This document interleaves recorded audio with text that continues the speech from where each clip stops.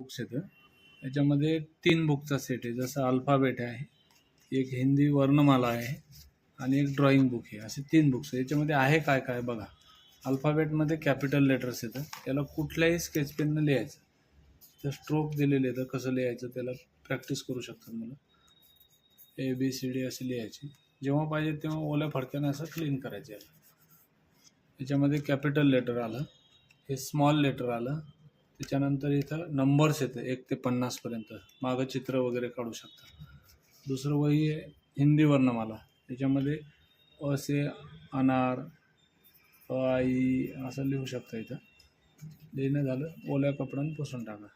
इथं जसं अ से अनार दिलं, इमली, उलू, उखली असे शब्द दिलेले आहेत. म्हणजे मुलांना समजायला सोपं आहे अगदी मागं चित्र काढायला. तिसरं एक ड्रॉइंगचं आहे. त्याच्यामध्ये वेगवेगळ्या लाईन्स येतात. जसं स्लिपिंग लाईन आहे, डॉट लाईन आहे, स्टँडिंग लाईन आहे, झिगझॅग लाईन आहे, वेव लाईन आहे, अशा वेगवेगळ्या लाईन्स येतात. त्याच्यानंतर बेसिक कलर कसे करायचे, जसं आता स्केच पेन किंवा जेल पेन वापरू शकतो आपण याला. आणि जेव्हा पाहिजे तेव्हा ओल्या कपड्यानं पुसायचं.